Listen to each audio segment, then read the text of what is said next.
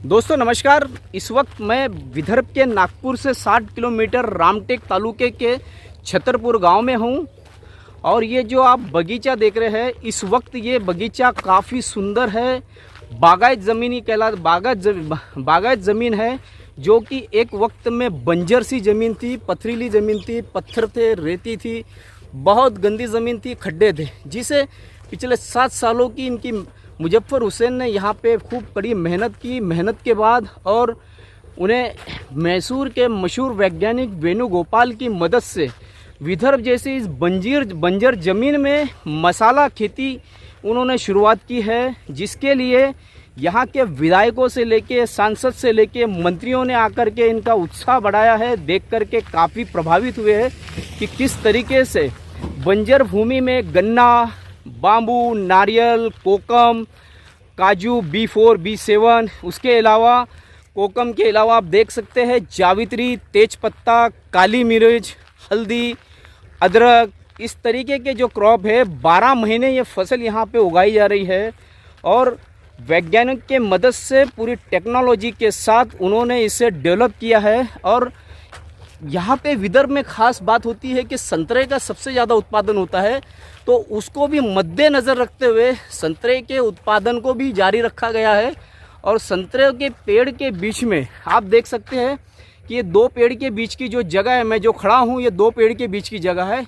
इसकी बीच की जो जगह है, इस जगह के बीच में वो अन्य फसल भी लगाते हैं और सिंचाई के लिए पाइपलाइन की गए हैं। कुछ इस तरीके के नोजल और वो लगाए गए हैं कि उन्हें ट्रिप चाहिए या फोर्स चाहिए या गुब्बारे टाइप, उन्हें फुहारे टाइप चाहिए, उस तरीके से वो पानी यहाँ पे उनको दिया जाता है।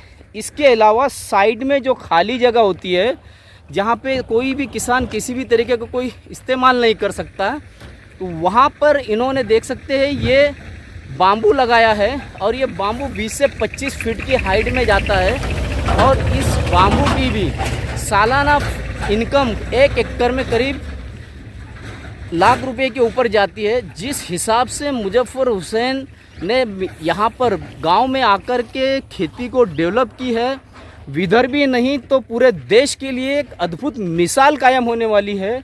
जहाँ राजनीति में उन्होंने अपना सिक्का जमाया है, वहीं पर आप देख सकते हैं कि कृषि प्रधान देश में भी वो अपना हाथ आजमा रहे हैं। यहाँ पे उन्होंने नया प्रयोग किया है। एक ही ज़मीन पर, बंजर ज़मीन पर, जो ज़मीन पड़ी थी ज़मीन पर, उस पर उन्होंने मसाले से लेके अन्य फल फ्रूट तक का लगाए हैं और उनको जो है यहाँ पर फसल मिल रही है, जिसका वो लाभ ले रहे हैं।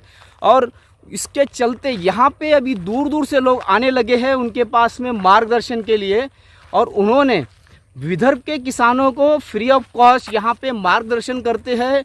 उन्हें बताते हैं कि 1 एकड़ खेती में सालाना कम से कम गिरी हालत में आप 3 लाख रुपया कैसे कमा सकते हैं, ऑर्गेनिक खेती कैसे बना सकते हैं, आपको रासायनिक खाद लेने की ज़रूरत नहीं, आप अपने घर में किस तरीके से शुद्ध खाद बना सकते हैं। गाय के गोबर, गौमूत्र, बेसन के साथ गुड़, और गुड़ के लिए उन्होंने खुद गन्ना भी लगाया है, वही गन्ने का इस्तेमाल करते हैं। और इस खेती में गाय के चारे के लिए भी वो जो यहाँ पर कुटार बनाने के लिए और तुअर लगाते हैं, जो मल्चिंग के लिए काम में आती है फसल को।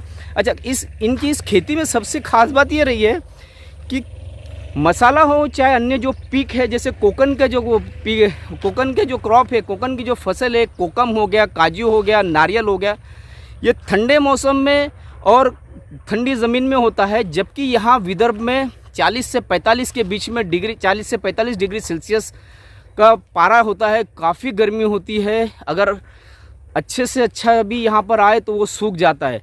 वहाँ पे उस गर्मी को ख़त्म करने के लिए, ज़मीन को ठंडा रखने के लिए एरंडी के पेड़ हर जगह लगाए हैं, जिससे एरंडी और बाम्बू ये दोनों मिलाकर के खेत को बहुत ठंडा रखते हैं, फसल को ठंडक देते हैं, जिसकी वजह से इनका टेम्परेचर मेंटेन होता है।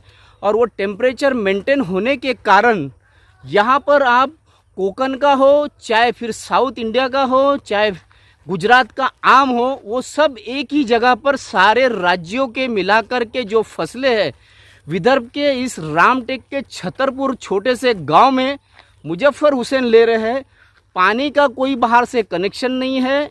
पानी का भी सोर्स उन्होंने तालाब खोद के ज़मीन में बनाया है, जिसमें 10 करोड़ से लेके 10 लाख तक के छोटे छोटे तालाब बनाए हैं।